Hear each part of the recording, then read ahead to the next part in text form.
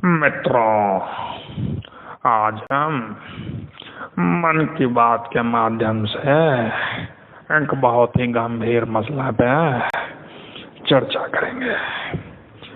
ये बात उन दिनों की है जब मेरे खेलने कूदने का दिन थे।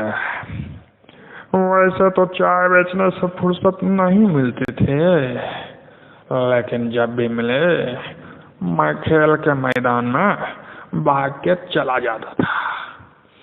बचपन से ही मेरी रुचि क्रिकेट में बहुत थी, लेकिन बल्लेबाजी ना मिलने का मलाल मुझे आज तक है और रहेगा भी। मित्रों, कारण यह था कि जिसका बल्ला था वही साहब बल्लेबाजी किया करते थे। न जाने कौन यह नियम बनाया था कि जिसका बल्ला हो वही पहले बल्लेबाजी करेगा।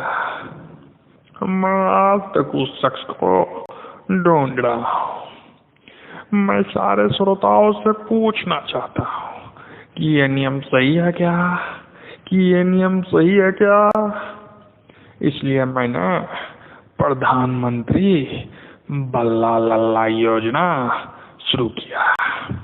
इस योजना के तहत उस असक्षम परिवार के लल्ला को बल्ला दिया जाएगा जो कि इसे खरीदने में सामर्थ्यवान नहीं है और अपने बचपन को खुशहाल बनाए। ये योजना मित्रों आप लोगों को कैसा लगा?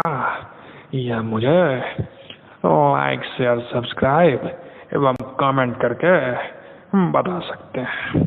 धन्यवाद।